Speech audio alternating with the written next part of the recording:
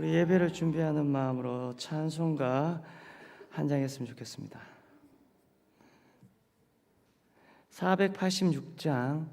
486장을 찬양했으면 좋겠습니다.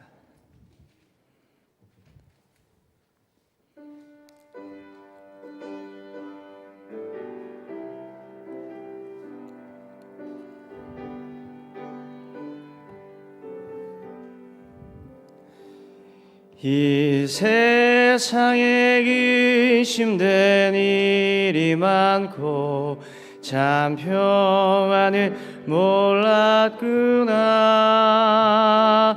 내 주 예수 나로라 부르시니 평안이 시리로다.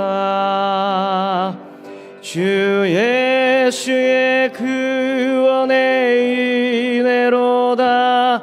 참 기쁘고 즐겁구나.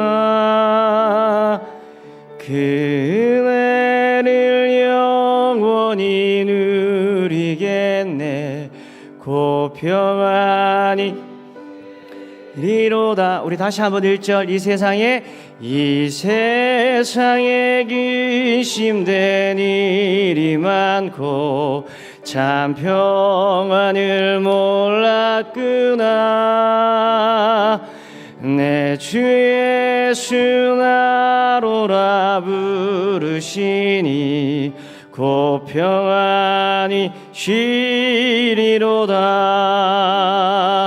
주 예수의 구원의 은혜로다. 참 기쁘고 즐겁구나. 그 은혜를 영원히 누리겠네. 곧 평안히 쉬리로다. 이 세상에 곤고한 일이 많고 참 쉬는 날 없었구나. 주 아시오니 곧 평안히 쉬리로다. 주 예수의 구원의 은혜로다. 참 기쁘고 즐겁구나. 그 은혜를 영원히 누리겠네. 곧 평안히 쉬리로다. 이 세상에 죄악된 일이 많고 참 죽을 일 사였구나. 내 주 예수 날 건져 주시오니 곧 평안히 쉬리로다. 주 예수의 구원의 은혜로다. 참 기쁘고 즐겁구나.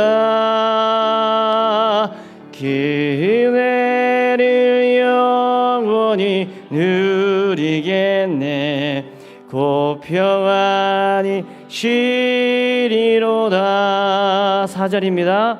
주 예수의 유언의 은혜로다. 참 기쁘고 즐겁구나. 그 은혜를 영원히 누리겠네. 곧 평안히 쉬리로다. 아멘. 3절까지밖에 없었습니다. 우리 다 함께 묵상 기도하심으로써 11월 9일 수요 예배를 하나님 앞에 올려드릴 수 있도록 하겠습니다.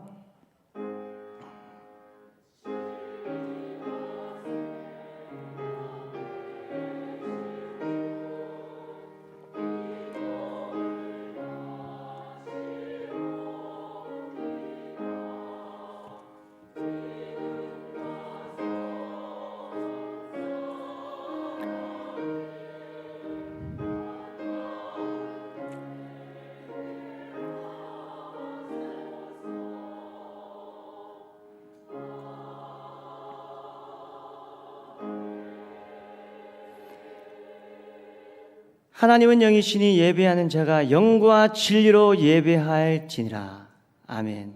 사도신경으로 우리의 신앙을 고백하시겠습니다. 전능하사 천지를 만드신 하나님 아버지를 내가 믿사오며 그 외아들 우주 예수 그리스도를 믿사오니 이는 성령으로 잉태하사 동정녀 마리아에게 나시고 본디오 빌라도에게 고난을 받으사 십자가에 못 박혀 죽으시고 장사한 지 사흘 만에 죽은 자 가운데에서 다시 살아나시며 하늘에 오르사 전능하신 하나님 우편에 앉아 계시다가 저리로서 산자와 죽은 자를 심판하러 오시리라. 성령을 믿사오며 거룩한 공예와 성도가 서로 교통하는 것과 죄를 사하여 주시는 것과 몸이 다시 사는 것과 영원히 사는 것을 믿사옵나이다. 아멘. 우리 찬송가 500장을 찬양하도록 하겠습니다.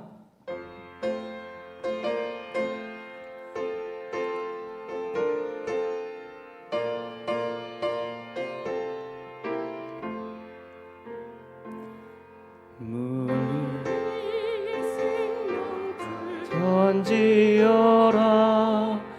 누가 저 형제를 구원하랴.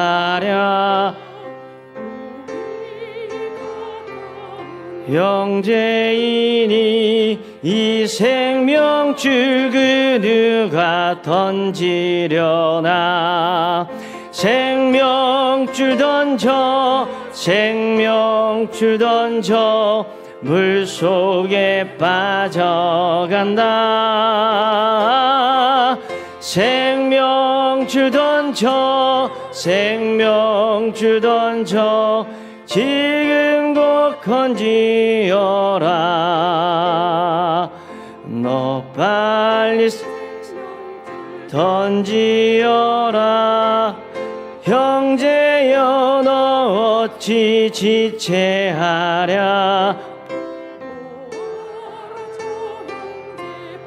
빠져간다. 이 구조선 타고 소속히 가라. 생명줄 던져 생명줄 던져 빠져간다. 생명줄 던져 생명줄 던져 지금 곧 건지어라. 너 어서 명줄 던지어라. 저 형제 져서 허덕인다. 거친 풍파 저 형제를 입술로 몰아간다. 생명줄 던져 생명줄 던져 물속에 빠져간다.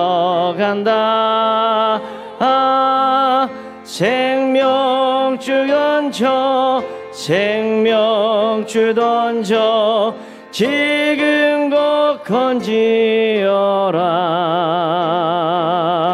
위험한 풍파가 곧 지나고 건너편 언덕에 이르리니 형제여 너 어찌 지체하랴. 곧 생명줄 던져서 구원하라. 생명줄 던져 생명줄 던져 물속에 빠져간다. 생명줄 던져 생명줄 던져 지금 곧 건지어라.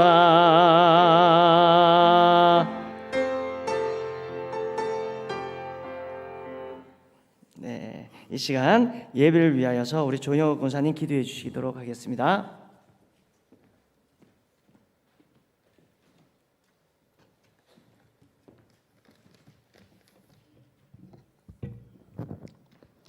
거룩하신 하나님 아버지, 오늘도 우리에게 귀한 날 허락하시고 주님의 전으로 인도하사 예배드리게 하심을 감사드립니다.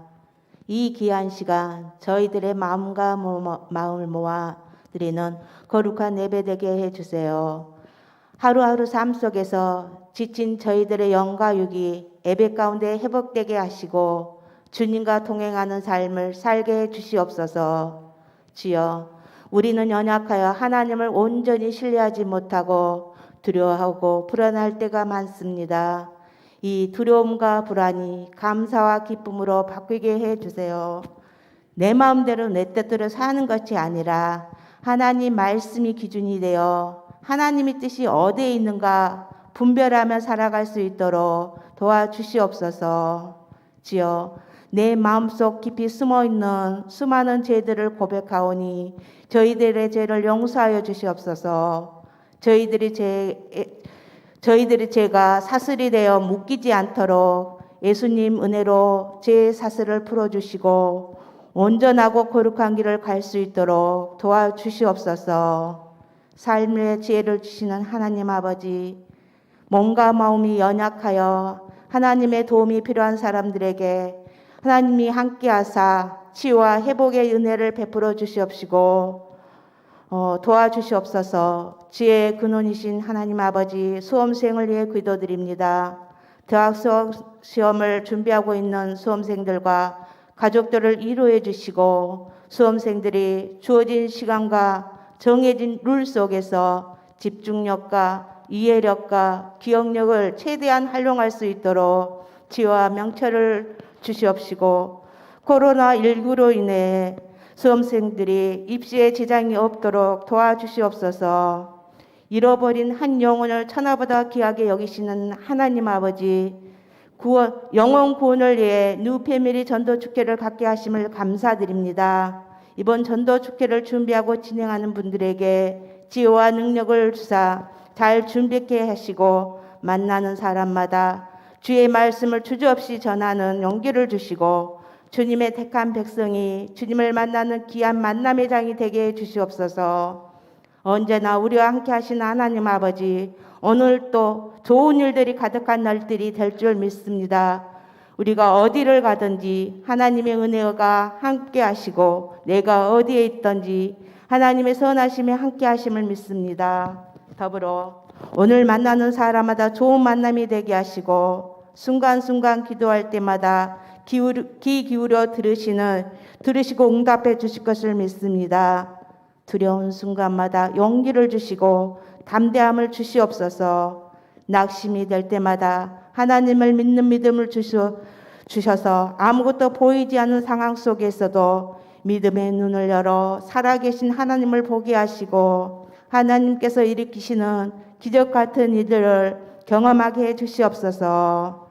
주여, 이 시간 주님의 귀한 말씀을 들고 단 위에 서신 이태호 목사님을 성령의 능력으로 붙들어 주사 선포되신 말씀으로 인해 우리의 영혼이 변화되고 회복되고 치유되는 역사가 나타나게 하시고 주님의 음성을 듣게 하시며 성령 충만하게 되어 맡겨진 사명에 충성을 다하고 주님의 뜻을 이루는 복된 성도들이 다 되게 하여 주시옵소서. 오늘도 예배를 듣는 많은 분들을 축복해 주시리라고 믿고 감사드립니다. 우리의 기도를 외면하지 않으시고 감찰하시는 예수님의 이름으로 기도드렸습니다. 아멘.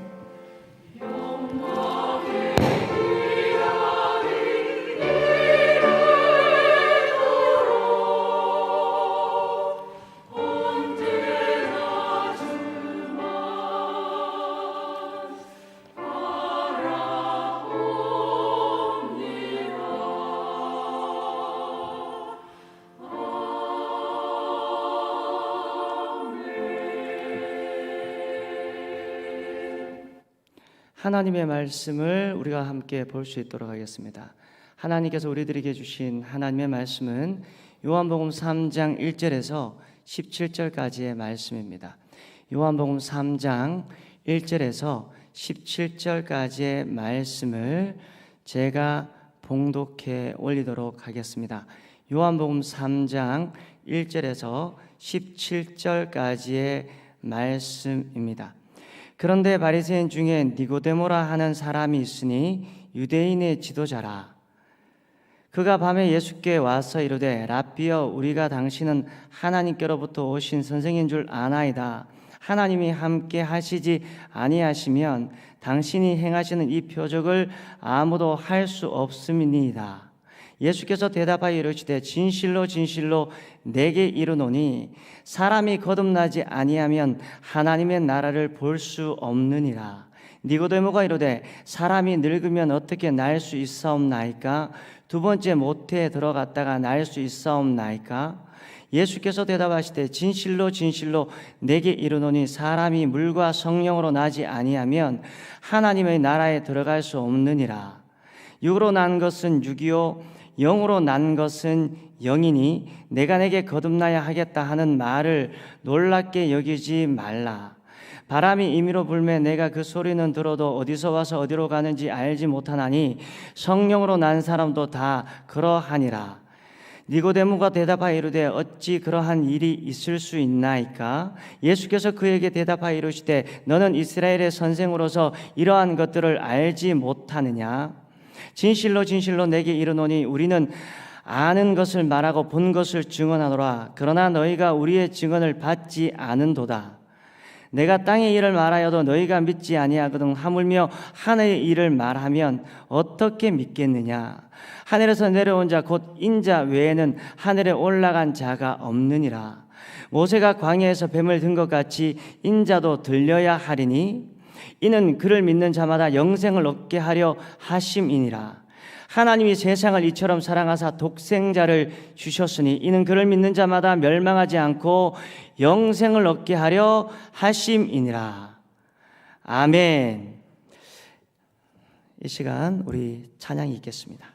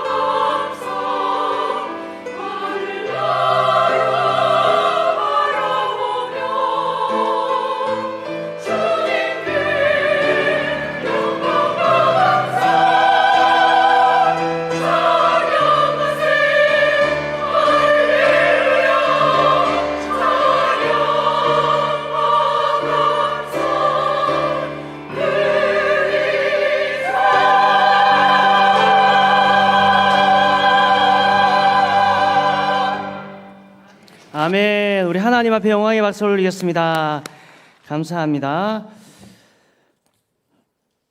교회 소식을 알려드리겠습니다. 교구전도와 교육부서가 함께 협력하여서 전도가 진행되어져 가고 있습니다. 전도를 위해 많은 관심과 적극적인 참여를 바라고 자세한 일정은 각 교구장 교육위원회에 문의해 주시기 바랍니다. 하반기 학습 세례 입교식이 11월 13일 오후 예배 시간에 있습니다.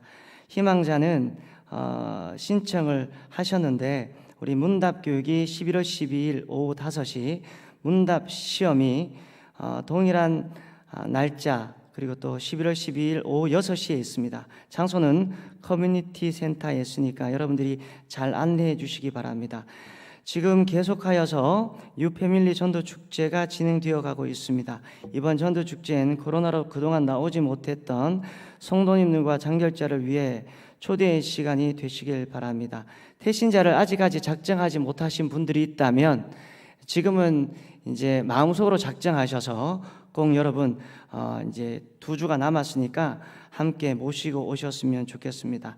전도 명양을 제작합니다. 1인당 200매 그리고 5,000원이며 신청 문의는 사무실로 해주시기 바랍니다.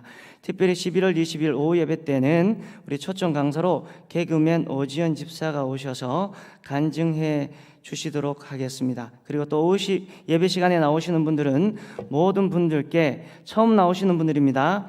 그들에게 선물을 드릴 수 있도록 하겠습니다. 탁구 선교회에서 알려드립니다. 종교인 어울림 탁구 전도 축제가 11월 26일 토요일 9시 30분에 커뮤니티 센터 탁구실에서 있습니다. 지하에서 있습니다.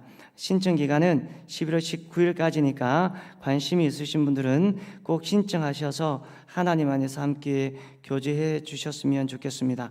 외부 활동을 위해 교회 차량을 이용하는 기관 부서는 사무실에 비치된 외부 활동 기록 카드를 꼭 작성해 주시기 바랍니다. 기도하시겠습니다. 하나님 아버지 은혜를 감사합니다. 부족한 종을 세워주시고 하나님의 말씀을 전하게 하시고 오직 하나님의 말씀만이 선포되어지는 은혜의 시간이 될 수 있도록 하나님 역사해 주시옵시고 성령 하나님께서 온전케 하시는 놀라운 기적의 역사를 통하여서 오늘 이 시간 우리 안에 전도에 대한 그러한 생각이 변화되게 하시고 하나님께서 한 영혼을 소중하게 여기실 수 있는 그리고 또 내가 꼭 전도해야 되겠다라는 그러한 결단의 시간이 일어날 수 있도록 은혜 위에 은혜를 더하여 주옵소서. 우리 사랑하는 한창순 권사님 몸이 연약하여서 아버지 하나님 앞에 날마다 구하고 있는 가운데 있습니다. 우리 권사님의 연약함을 아시는 하나님 주께서 권능의 손으로 만져서 강건케 하시고 회복시켜 주셔서 정말 그 약함이 강하게 되어지는 은혜의 역사가 일어날 수 있도록 복을 내리워 주옵소서. 사랑하는 귀한 우리 조은숙 권사님 항상 선한 것을 주시기를 기뻐하시는 주님께 감사하는 심정으로 하나님께 감사 헌금을 올려드립니다. 찬양대로 수고하고 있는 가운데 있사오니 귀한 요정을 통하여서 하나님의 나라가 확장되어지는 은혜의 역사가 일어날 수 있도록 하나님 은총 부어 주옵소서. 감사를 드렸고 이 모든 말씀 우리를 구원하여 주신 예수 그리스도 이름으로 기도하옵나이다. 아멘. 여러분 한 여성이 있습니다. 그 여성은요 그 사람이 지닐 수 있는 모든 것들을 다 가지고 있었습니다. 굉장히 젊었고요 그리고 또 굉장히 아름다웠습니다. 그녀는 하루에도 수천 통의 팬레터를 받는 그러한 인기가 있는 사람이었습니다. 그녀의 미래는 보장이 되었고요 손만 뻗으면 모든 것을 할 수 있는 능력 있는 여자였다라는 겁니다. 근데 그녀는 하루하루 살아가면서 마음이 이상하게 공허해지고 불안해져서 미칠 지경이었습니다. 잠들 때마다 수면제를 한 움큼씩 입에 털어넣지 않고서는 하루에 2시간도 자지 못하는 불행하고 공허한 인생을 살아갔습니다. 그래서 그런지는 모르겠지만 그녀는 점점 삶의 소망을 잃어갔습니다. 그 당시 최고의 인기를 구가했던 그녀가 갑자기 1962년에 자설로 추정되어지는 의문사로 자신의 짧으면서도 세상 사람들이 보기에는 굉장히 임팩트 있는 그런 인생을 마무리합니다. 그러면서 그녀가 남긴 유서는 이런 말을 썼다라고 얘기합니다. 나의 인생은 파장하여 문 닫은 해수욕장과 같다. 나의 인생은 파장하여 문 닫은 해수욕장과 같다. 여러분, 이 여성이 누군지 아십니까? 우리가 너무나 잘 아는 섹시 심볼의 아이콘이었던 마릴린 먼로였습니다. 마릴린 먼로. 제가 어렸을 적에 동해를 자주 갔는데요, 해수욕장이 8월 초 정도 되면 벌써 폐장 분위기였다라는 사실을 발견하게 됩니다. 그 분위기가 설렁하다 못해서 음침하고 음산한 분위기가 계속 그 해수욕장을 뒤덮고 있었기 때문에 전 그녀의 이야기가 어느 정도 동감이 되는 거예요. 그녀의 나이가 죽었을 때가 36살이었습니다. 너무나 꽃다운 나이에 자신의 인생을 마감한 것 아닙니까? 하지만 그녀는 모든 것을 다 갖추었습니다. 손만 뻗으면 모든 것을 다 얻을 수 있는 여자였다라는 겁니다. 인간적으로 보면 앞길이 활짝 열린 여자였지만 실체를 알 수 없는 허무함으로 말미암아 자신의 인생이 압도당해 버렸다라는 겁니다. 오늘 본문 말씀에 보면 또 다른 차원에서 성공한 사람 니고데모라는 사람이 등장을 합니다. 이 니고데모와 예수님의 대화가 담긴 내용이 오늘 말씀의 내용입니다. 1절 말씀해 보니까 니고데모라는 사람을 이야기하는데 여러분, 무엇이라고 얘기합니까? 그런데 바리새인 중에 니고데모라 하는 사람이 있으니 유대인의 지도자라고 얘기하고 있습니다. 말씀해 보니까 첫 번째 니고데모는 여러분 바리새인이라고 얘기합니다. 바리새인이 누구입니까? 적어도 서민들에게 지지와 안정을 받던 지배층에 있던 사람이었습니다. 때로는 복음서에 보면 율법에 얽매였기 때문에 예수님에게 호된 지적을 받았지만 사회 지도층으로서 그 시대를 지탱해가는 굉장히 어떻게 보면 영향력이 있는 사람들이었다라고 얘기할 수 있는 거예요. 그리고 두 번째로 오늘 말씀해 보니까 유대인의 지도자가 니고데모였다라고 얘기합니다. 그는 사내들인 공의의 정회원이었습니다. 다시 말하면 최고 통치기관의 멤버였다라는 겁니다. 지금으로 얘기하면 국회의원이었습니다. 적어도 권력과 힘이 있고 돈이 있는 사람이 누구였느냐? 바로 예수님을 찾아왔던 니고데모였다라는 겁니다. 그래서 10절 말씀해 보니까 그를 묘사하기를 예수님께서 이스라엘의 선생이라고 지금 이야기하고 있다라는 겁니다. 그러니까 그는 랍비처럼 율법을 가르치던 존경과 덕망이 있는 사람이었고 굉장히 샤프한 엘리트였다라는 사실을 우리가 어느 정도 짐작을 하게 된다라는 겁니다. 어떻게 보면 이렇게 겉으로 보기에는 다 갖추고 사는 것 같아도 앞에서 말씀드린 사진을 보았지 않습니까? 사진이 굉장히 이쁘죠. 몇십 년 된 사진인데도 불구하고 이 정도의 미모였으면 실제로 보면 얼마나 예뻤을까라는 그러한 착각이, 그러한 상상이 들 정도입니다. 앞에서 말씀드린 마릴린 먼로와 비슷한 실체를 알 수 없는 허망함이 그의 삶 속에도, 이 니고데모의 삶 속에도 밀려왔다라는 겁니다. 그래서 그가 예수님을 아무도 몰래 밤에 만나러 갑니다. 그렇다면 여러분, 왜 니고데모는 예수님을 찾을 수밖에 없었겠습니까? 바로 오늘 3절 말씀에 보니까 예수님께서 갑자기 허를 찌르는 질문을 하고 있다라는 겁니다. 예수님께서 대답하여 이르시되 진실로 진실로 내게 이르노니 사람이 거듭나지 아니하면 하나님의 나라를 볼 수가 없느니라. 여러분, 이것은 그냥 읽어보면, 내용의 문맥을 가만히 읽어보면 예수님께서 이렇게 무례하게 이야기하실 수 있을까라는 그러한 생각이 들 정도예요. 2절 말씀에 보니까 밤에 몰래 찾아온 그가 상당히 본인이 높은 지위에 있음에도 불구하고 어떻게 보면 예수님을 굉장히 존경스러운 마음으로 대하는 것을 보게 됩니다. 하지만 예수님께서는 이 니고데모의 이야기를 듣는 둥 마는 둥 거두절미하고 3절 말씀으로 응수를 지금 하시고 있다라는 겁니다. 하지만 저는 예수님께서 니고데모가 영적으로 고갈되어 있고 갈급해하고 있는 그의 상태를 직시하고 예수님께서 어떻게 보면 직설화법을 사용하신 것과 같다라는 느낌을 들었어요. 여러분, 건강한 교회가 무엇이라고 생각합니까? 건강한 교회는 덕담이 필요하고 격려하고 포용하고 수용하고 그리고 또 안아주는 것이 너무나 건강한 교회예요. 하지만 때로는 이것이 무례하게 느껴지더라도 이것이 본질의 문제, 영혼을 살리는 일이라고 우리가 여겨진다면 그 저변에 깔린 근본적인 문제를 터치하고 그것을 다루고 그것을 교정하는 것이 바로 교회라고 저는 생각을 합니다. 여러분, 우리 안에 겉으로 니고데모처럼 높은 지위를 소유하고 날마다 얼굴이 이뻐지고 업그레이드 되어지고 부모님에게 물려받은 재산이 있어가지고 사람들에게 겸손한 것 같지만 의시되면서 살아가도 영적으로 내가 피폐해지고 영적으로 공고해지면 내가 예수님을 만남으로 말미암아 저와 여러분들이 영적인 터치를 얻고 내 안에 쓰라리고 아프더라도 내 영혼의 성장과 성숙을 위한 것이라면 제거해야 될 굳은 살과 고름을 도드러내고 그 고통을 감내하고 선포되어지는 하나님의 말씀에 순종하면서 발걸음을 내딛는 저와 여러분들의 인생이 되기를 주님의 이름으로 소망합니다.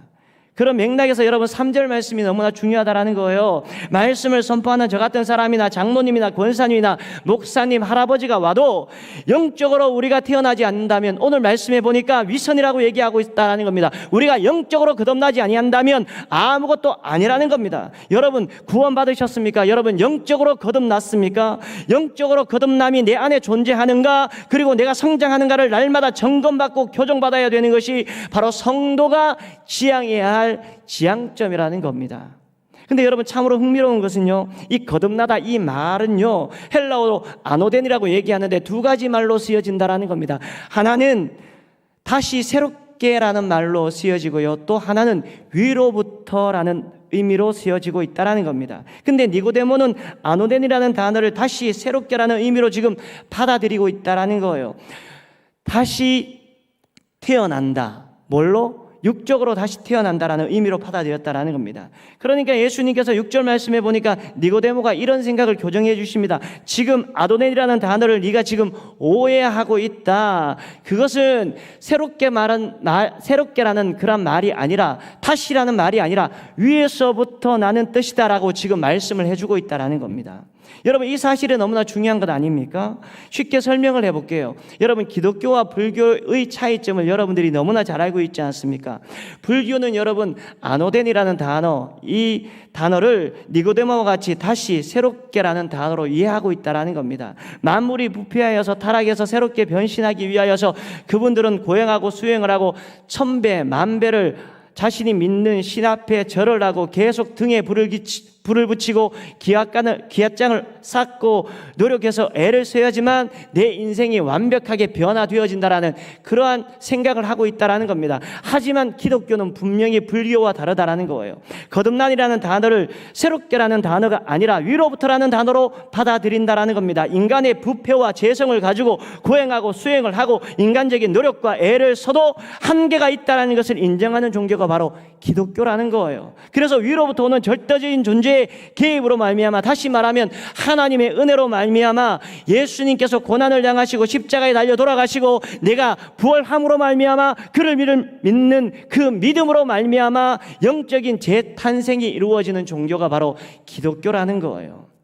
그렇기 때문에 니고데모처럼 거듭남이 없는 인생은 외롭고 공허하고 허전할 수밖에 없다라는 거예요. 적어도 신자는 지하 단칸방에 살면서도 불구하고 편찮으신 부모님을 모시면서 내가 헉헉거려도 궁핍한 인생을 살아도 시편 23편에 말씀을 읽으면서 내가 영적으로 기쁨으로 읽을 수 있다라는 겁니다. 여호와는 나의 목자시니 내가 부족함이 없으리로다. 여러분 이게 무슨 이야기입니까? 우리는 태어날 때부터 불완전하고 죄성이 있는 존재라서 욕구 불만이 있을 수밖에 없는 그러한 존재라는 것입니다. 하지만 내가 부족함이 없으리로다 이 말을 원어에 찾아보면 뭐라고 얘기하고 있느냐 하면 나는 하나님 앞에 절대로 욕구 불만이 없습니다. 그렇기 때문에 내가 100평 호화 아파트에 살든지 아니면 지하 단칸방에 살든지 예수님이 살아계시기 때문에, 예수님께서 나의 앞길을 열어주시기 때문에 내가 어떠한 상황에 있어도 나는 욕구 불만이 없습니다.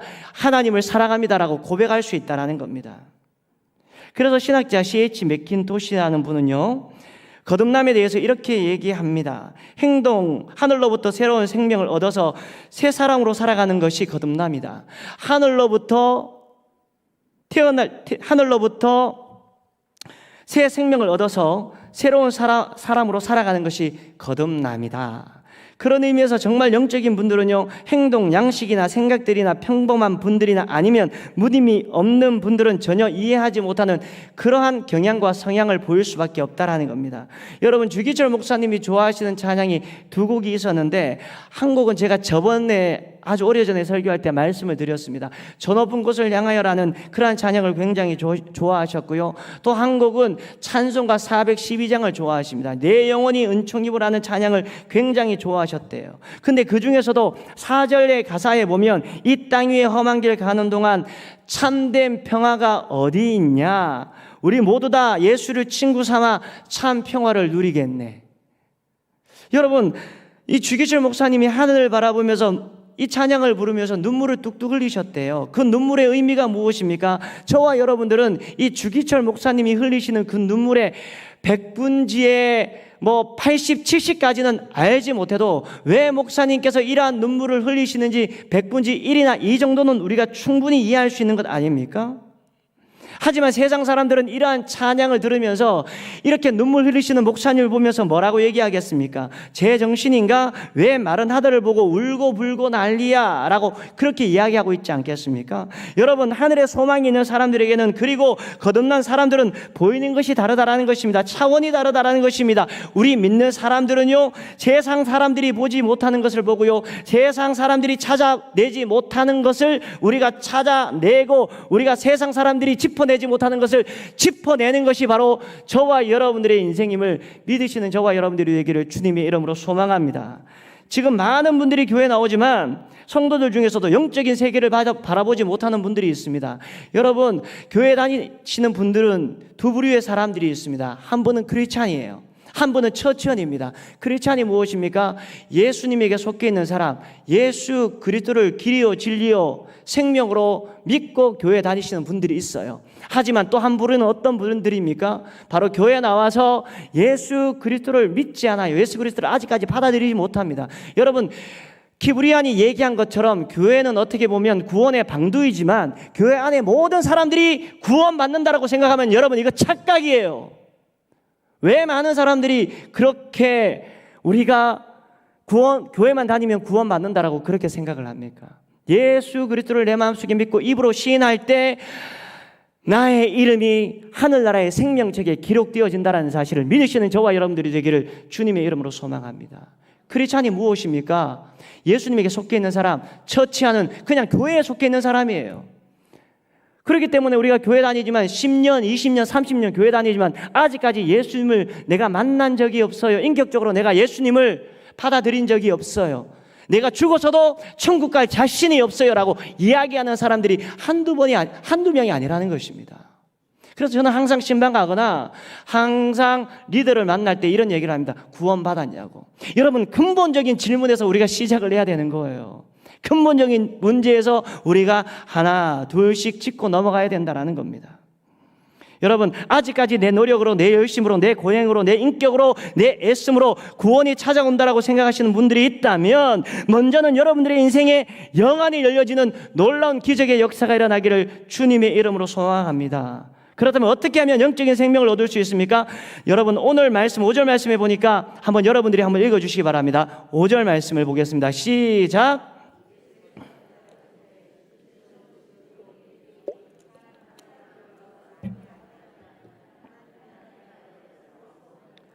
여러분, 오늘 말씀해 보니까 두 가지 제시가 나옵니다. 여러분, 오늘 말씀해 보니까 하나는 물이에요. 또 하나는 성령이라고 얘기할 수 있다는 겁니다. 하나는 물이요 성령입니다. 여러분, 물은 상징적인 표현으로 두 가지를 이야기할 수 있다는 것입니다.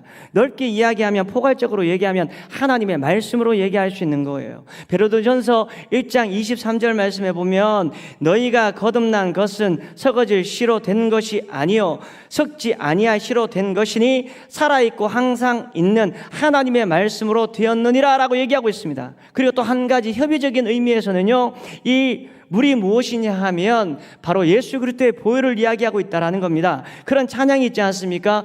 보혈을 지나 하나님 품으로, 보혈을 지나 아버지 품으로. 좀 더 명확하게 우리가 이야기하면 보혈을 지나 보다는 보혈을 통해 우리가 하나님께 나아갈 수 있다는 겁니다. 우리가 보혈을 통과하여서 하나님께 나아갈 수 있는 은혜를 입었기 때문에 하나님의 거룩한 자녀가 되어서 하나님을 저와 여러분들이 기쁘게 해드리는 사람이 아닙니까? 그리고 또 한 가지, 예수님께서 영적인 생명을 주시기 위해서 오늘 말씀해 보니까 주신 해법이 무엇이냐 하면 바로 성령님입니다. 5절 말씀해 보니까 근데 성령에 대해서 예수님께서 부연 설명하시기를 요한복음 3장 8절 말씀해 보니까 이렇게 얘기하고 있다라는 겁니다. 바람이 임의로 불매 내가 그 소리는 들어도 어디서 와서 어디로 가는지 알지 못하나니 성령으로 난 사람도 다 그러하니라 라고 얘기하고 있다라는 겁니다. 여러분 원어에 보면 바람이나 영으로 똑같은 말로 해석할 수 있는 그런 단어예요. 그러니까 우리에게 구원을 주시는 하나님의 일하심은 마치 바람이 임의로 불면 어디서 불어서 어디로 가는지 알 수 없는 것처럼 성령 하나님의 사역은 성령 하나님의 주도적이고 하나님의 주권적이고 성령 하나님의 역사함으로 이루어지는 사역임을 우리가 기억을 해야 된다는 겁니다. 그러니까 여러분 성령의 주도성을 가만히 보면 인간의 관점으로 볼 때는 이해가 되지 아니하고 이건 질서가 없는 것 같이 보여요. 앞에서도 말씀드렸지만 하나님이 우리를 도덕적인 기준으로 뽑는 것은 절대 아닙니다. 하나님께서 우리를 뽑을 때 외모로 뽑는 것은 절대 아니라는 겁니다. 그러니까 우리의 생각과 우리의 의도가 아닌 성령 하나님의 주권적인 사역으로 말미암아 저와 여러분들이 예수 믿게 된 거예요. 이것이 무엇입니까? 은혜입니다. 은혜가 무엇입니까? 주어질 만한 자격이 없는 사람에게 주어지는 것이 은혜가 아닙니까, 여러분? 저 같은 사람도 은혜를 받았다라는 거예요. 여러분들도 자격이 없지만 그럼에도 불구하고 하나님이 여러분들을 너무나 사랑하셔서 은혜를 부어주셨다라는 겁니다. 그 구원의 선물을 우리들에게 허락해 주셨다라는 거예요. 그런 의미에서 어떻게 보면 요즘 예수 안 믿는 분들이 우리들에게 얼마나 손가락질을 해야 됩니까? 얼마나 이 교회를 향하여서 비난하고 힐난을 합니까? 물론 우리가 세상에서 하나님의 나라를 구현하지 못하고 하나님의 나라와 일을 실현하지 못하는 연약함이 우리들에게 있어서 그런 겁니다. 근데 오늘 말씀의 기준으로 보았을 때 어떻게 보면 세상 사람들이 우리를 비난하는 것은요, 우리에게 큰 책임이 없다라고 어떤 면에서는 이야기할 수 있다라는 겁니다. 그러니까 우리가 죄를 범하거나 실수를 범하거나 잘못을 하면 하나님께서 여러분들에게 하나님한테 우리들이 이야기를 해야 되는 거예요. 이런 부족한 사람을 뽑으셔가지고 태초부터 하나님께서 에베소서 1장의 말씀처럼 우리를 구원하시기로 작정을 하셔서 이렇게 감당할 수 없는 그러한 은혜를 주심으로 말미암아 왜 저 같은 사람을 목사로 세우셨습니까? 왜 저 같은 사람을 장로님으로 권사님으로 집사님으로 세우셨습니까? 이런 우리가 고백을 해야 된다는 겁니다. 그런 의미에서 혹시 여러분 주위에서 여러분들을 힘들게 하고 예수 믿는다고 하면서 여러분들을 어렵게 하는 마음들이 있다면 저 사람 저거는 자격도 안 되는데 하나님께서 뽑히셔가지고 지금 공사 중이네 라는 그러한 생각을 해야 되는 거예요.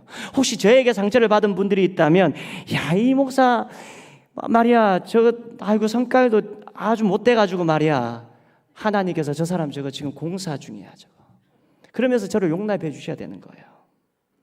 여러분 우리 하나님께서 우리들에게 분수에 안 맞는 구원의 옷을 입히셔가지고 성화의 걸음을 한 걸음 한 걸음 내딛게 하시는 것 보면 이거 진짜 하나님의 은혜가 아니고 무엇이겠습니까? 그러니까 정말로 제가 말씀을 드리자 하는 그런 포인트는요, 기독교의 핵심은 자기 노력과 자기 구원이 아니라는 거예요.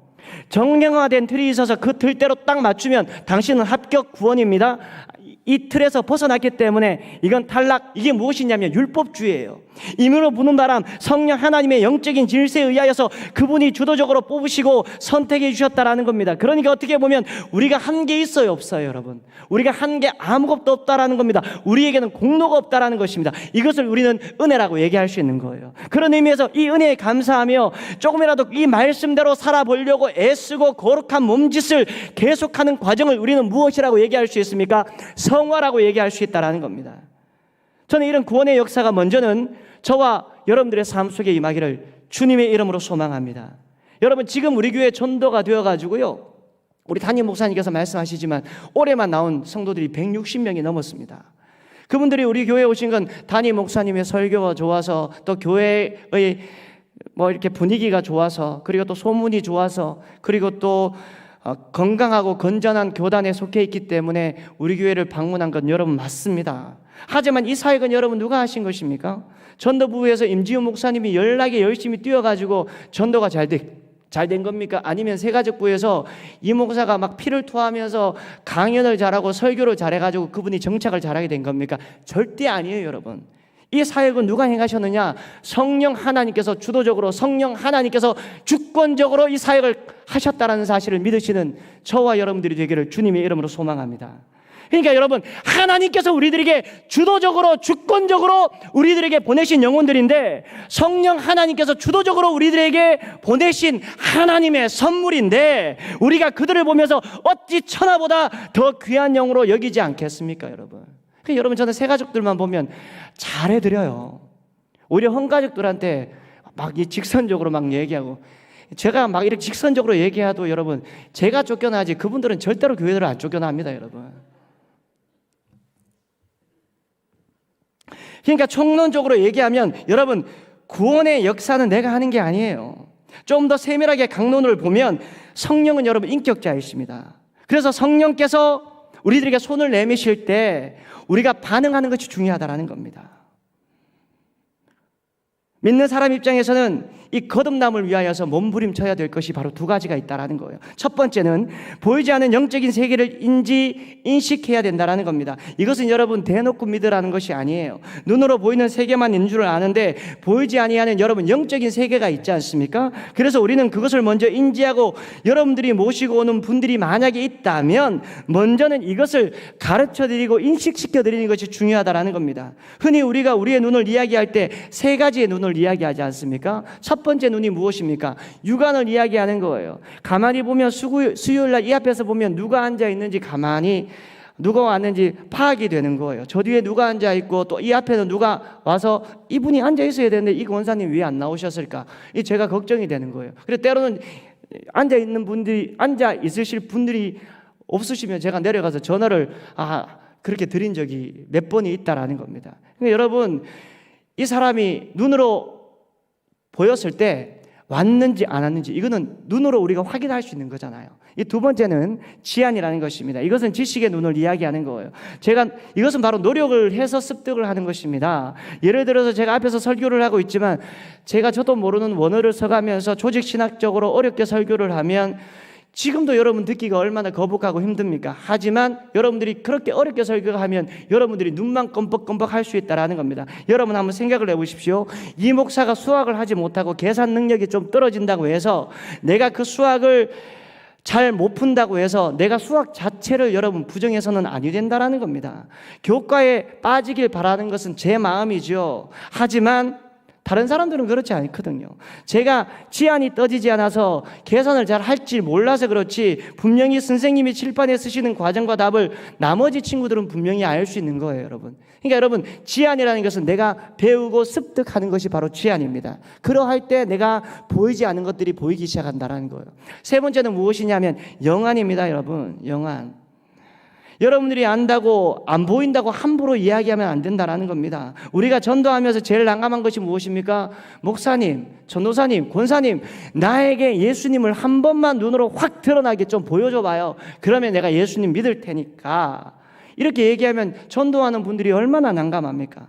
그러면 우리는 속으로 이런 얘기하죠. 네가 알아서 눈을 떠야지. 겉으로는 얘기 안 하지만 우리가 속으로 얘기하지 않습니까? 여러분, 영안이 떼어진다는 것은, 영적으로 보여진다는 것은 엄청난 일입니다. 예수 안 믿는 분들이 영안이 열린 분들을 보면 예수 믿는 사람들이 맛이 간 사람이라고 여러분 조롱을 할 거예요. 근데 그분들을 가만히 보면 예수님에게 푹 빠져 있는 것 빼고는 모든 것이 정상이거나 모든 것들이 오히려 안 믿는 사람보다 더 나은 것을 우리가 발견하게 됩니다. 왜 우리가 시간을 내어서 병원 전도를 가고 자신의 시간과 돈을 쓰면서까지 죽어가는 영혼들을 하나님의 성전으로 멱살을 붙잡고까지 내가 애쓰고 용쓰고 데리고 와야 되겠다라는 그런 마음이 우리 마음속에 듭니까? 그것은 영혼을 불쌍히 여기는 그 마음, 측은지심의 눈, 영안이 우리들에게 열려 있기 때문에 그런 것 아닙니까? 왜 우리가 진짜 힘들어 죽겠는데 교구장하고 구역장하고 새가족부로 섬깁니까? 우리가 왜 교사로 섬깁니까? 왜 안 얻어먹어도 될 욕을 얻어먹으면서까지 사역을 합니까?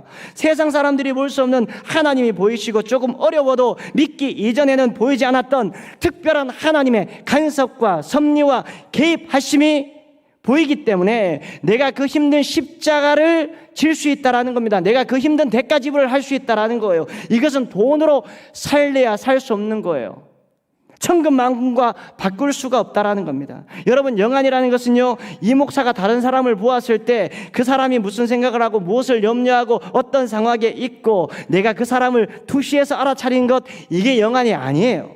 영안이라는 것은 십자가의 복음을 내가 받아들임으로 말미암아 이전에는 보이지 않았던 것이 예수님의 말씀과 십자가를 통하여서 볼 수 있는 믿음의 세계, 이것이 바로 영안입니다, 여러분. 그러니까 우리 인생의 문제의 해답은 내가 영안을 뜨느냐 못 뜨느냐, 여기에 달려있다라는 겁니다. 이 사람에게 생명이 있느냐 생명이 없느냐, 여러분. 그런 의미에서 오늘 말씀에 나오는 니고데모는 육안이나 지안은 있을지 모르겠지만 영안이 열리지 않은 사람이었다라는 겁니다. 저와 여러분들에게 하나님의 은혜로 영적인 시각이 트여지기를 주님의 이름으로 소망합니다. 영안이 열려야지만 영혼들이 여러분 불쌍히 보이기 시작해요. 천하보다 귀한 한 영혼을 붙잡기 시작한다라는 겁니다. 잠언 3장 6절 말씀에 보면 이런 말씀이 있습니다. 너는 범사의 그를 인정하라. 그리하면 내 길을 지도하시느니라. 여러분, 저를 보십시오. 영안이 뜨여져서 그분을 범사에 인정하면, 그분 앞에 내 모든 것을 내어 맡기면 그분이 알아서 나의 보호자가 되어주신다라고 지금 잠언 3장 6절 말씀은 이야기하고 있지 않습니까? 하나님께서 그를 나의 보호자로 인정만 한다면 모든 일을 처리해 주시고 인도해 주신다라고 얘기해 주고 있다는 겁니다. 이 말은 여러분 반대로 이야기하여서 영안이 뜨여지지 않는 분들은 범사의 주님을 인정하지 않을 뿐더러 눈 씻고 찾아봐도 평생에 아무런 일을 일어나지 않는다라는 거예요.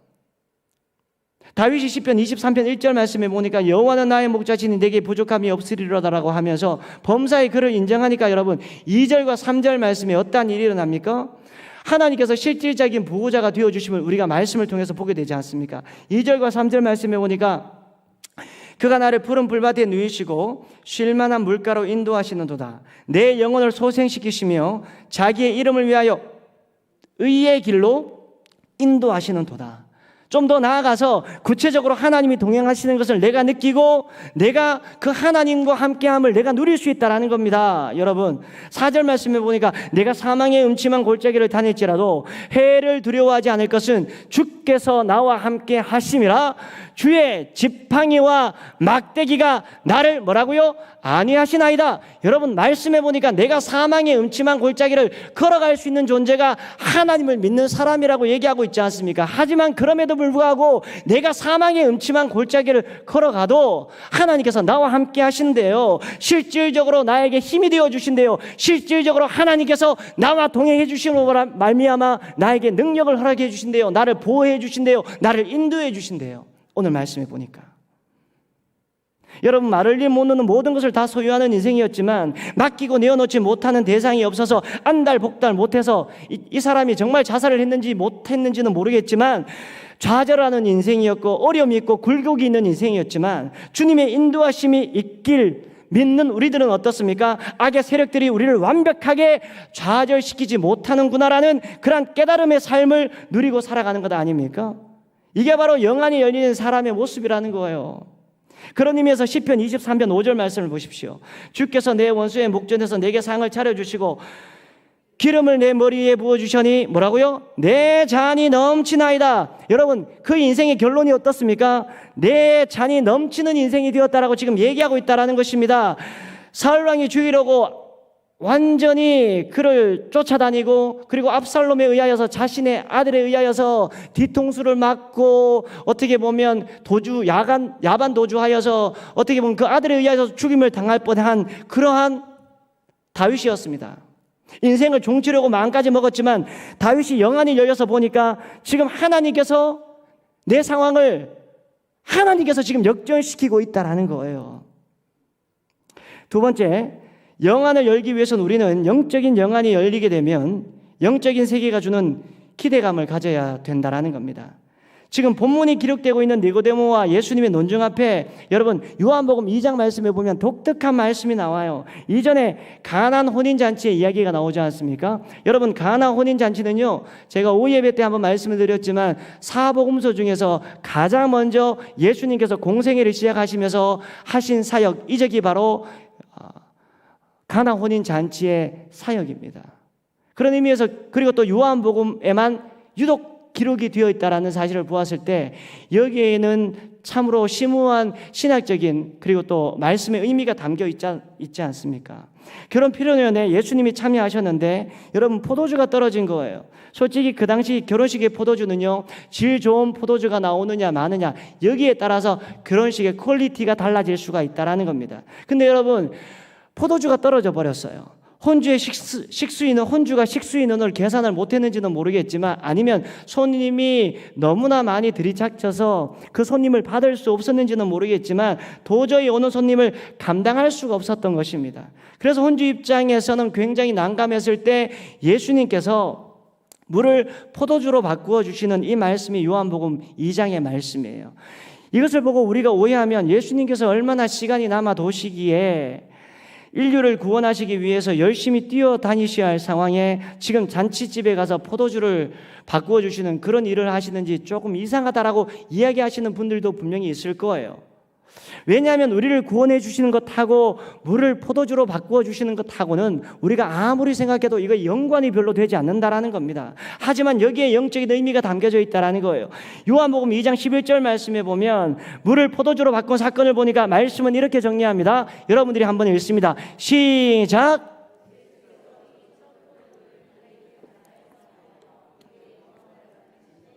제자들이 그를 믿으니라. 아멘. 요한복음에만 독특하게 기적이 아니라 여러분 사인, 표적으로 이야기하고 있다는 것입니다. 이 표적이라는 말은요 세메이온이라고 얘기하는데 킹 제임스 버전에 보니까 beginning of miracle이라고 되어 있고요, NASB 성경에 보니까 사인이라고 얘기하고 있다는 겁니다. 여러분 사인이라는 거 아시지 않습니까? 만약에 저와 여러분들이 밤에 자려고 하는데 몸에 좀 무리가 있어요.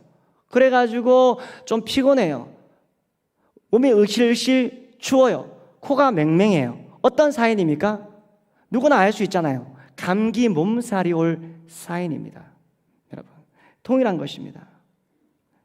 예수님께서 가나 혼인잔치에 와서 물을 포도주로 만드신 사건은 예수님이 시간적인 여유가 있기 때문에 본인의 능력을 자랑하시기 위하여서 가나 혼인 잔치에 들어가신 것 절대 아닙니다. 그런 의미에서 예수님께서 물을 포도주로 바꾸실 때 사용한 도구가 무엇이냐면 2장 7절 말씀을 보십시오. 예수께서 그들에게 이르시되 항아리에 물을 채우라 하신즉 아기까지 채우니라고 얘기하고 있습니다. 여러분 저를 보십시오. 그 당시 유대인들은요 종교적인 전통에 따라서 문 앞에 항아리를 두었다라는 겁니다. 항아리에 손을 담그고 깨끗하게 씻고 들어오는 것이 관례였다라는 거예요. 이것은 우리나라에 보면 어떠한 문화가 있습니까? 젓가락 문화가 있지 않습니까? 뚝배기 문화가 있지 않습니까? 똑같은 원리라는 것입니다. 결혼식장에 오면 음식을 손으로 먹어야 하기 때문에 손님의 입장에서는 문 앞에 놓여진 그 항아리에 손을 넣고 씻어야 되는 거예요. 이게 무슨 의미입니까? 예식이 지금 한창 동안 진행되어져 가고 있는데 포도주가 딱 떨어져 버렸습니다. 근데 이미 그 항아리에 든 물은 어떤 물입니까? 구정물이에요. 똥물이에요, 여러분. 손님들이 음식과 포도주를 먹으려고 깨끗하게 씻고 들어오기 때문에 그 물은 100번 양보해도 폐기해야 될 물이고 갖다 버려야 할 물이라는 거예요.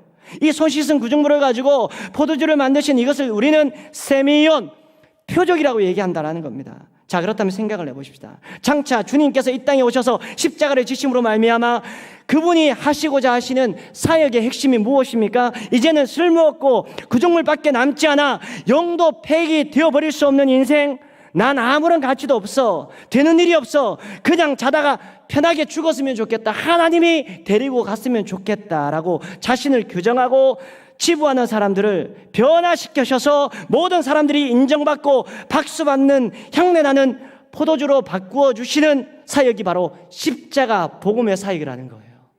여러분 전도가 왜 중요합니까?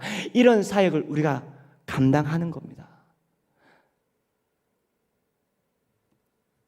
저와 여러분들이 어떻게 보면 구정물 같은 인생이었는데도 불구하고 우리가 예수님을 만남으로 말미암아 향기 나는 최상급의 포도주가 되었지 않습니까? 그래서 주님께서 우리들에게 이러한 표적을 보여주시는 거예요, 여러분. 말씀을 정리하겠습니다. 저와 여러분들이 예수 믿지만 영안이 열리지 않아서 하루하루 은혜를, 하나님의 신령한 은혜를 경험하지 못하며 살아가는 저와 여러분들이 아닙니까? 저도 여러분 때로는 이 밤에 누우면 잠이 안 올 때가 한두 번이 아니에요. 하나님을 묵상해야 되는데 생각을 묵상하고 또 목사님의 말씀을 들으면서 야, 참 그래, 나는 사랑이 없어. 맞아. 내가 사랑하는 게 맞나? 다시 내 자신을 되돌아봐요. 저와 여러분들은 어떻습니까, 여러분?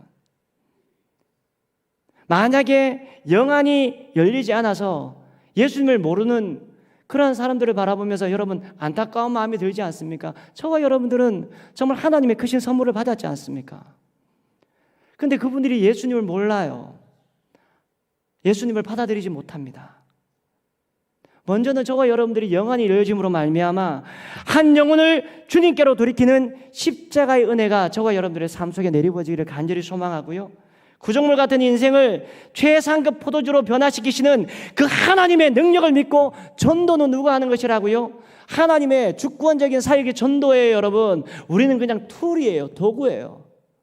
여러분, 저는 얼마나 감사한지 몰라요. 제가 좀 웃기는 얘기를 하자면요.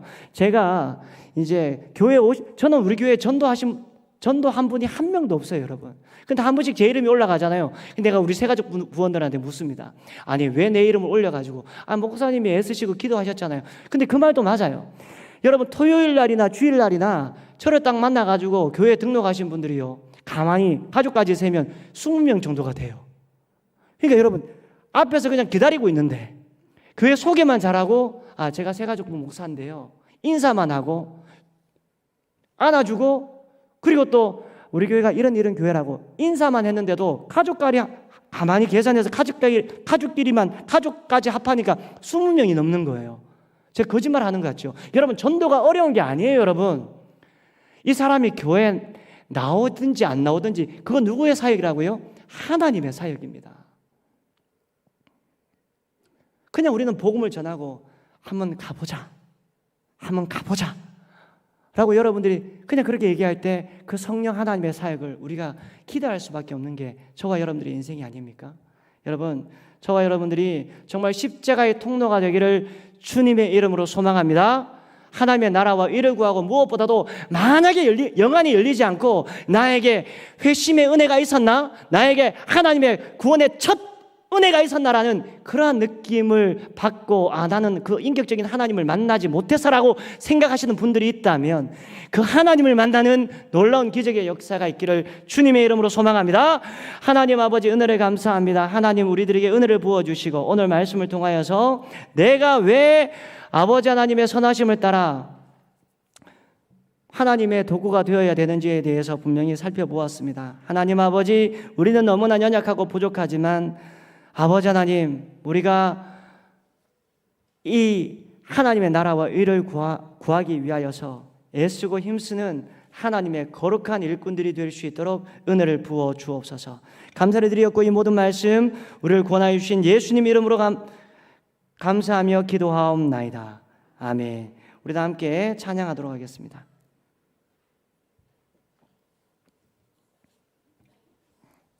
이 세상 끝날까지 찬양하도록 하겠습니다.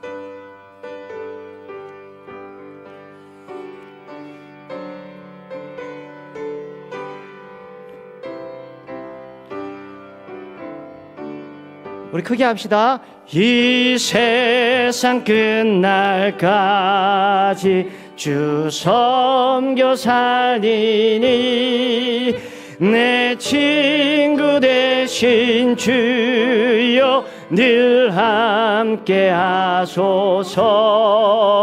주 나와 함께 하면 전쟁도 겁없고 주 나를 인도하면 늘 안심하리라. 나 주를 따를 때에 주 약속하신 것 그 영광 중에 모두 이루어 주소서.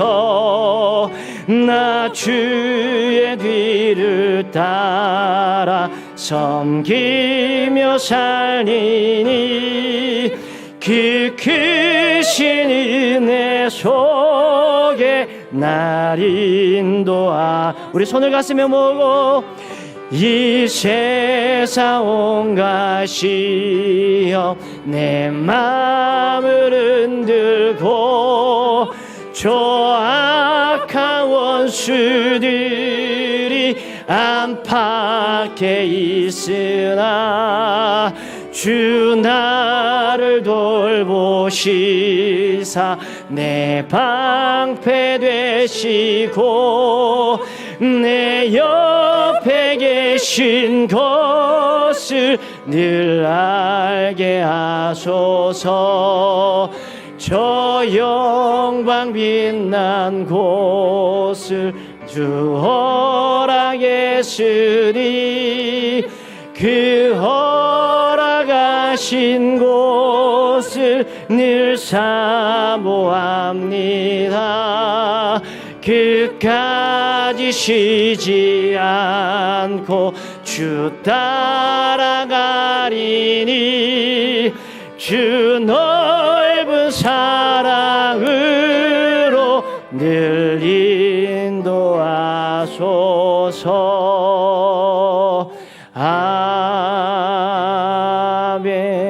아멘. 하늘에 계신 우리 아버지여, 이름이 거룩히 여김을 받으시오며 나라의 마옵시며 뜻이 하늘에서 이루어진 것 같이 땅에서도 이루어지리이다. 오늘날 우리에게 일용할 양식을 주옵시고 우리가 우리에게 죄진 자를 사하여 준 것 같이 우리의 죄를 사하여 주옵시고 우리를 시험에 들게 하지 마옵시고 다만 악에서 구하옵소서. 대개 나라와 권세와 영광이 아버지께 영원히 있사옵나이다. 아멘.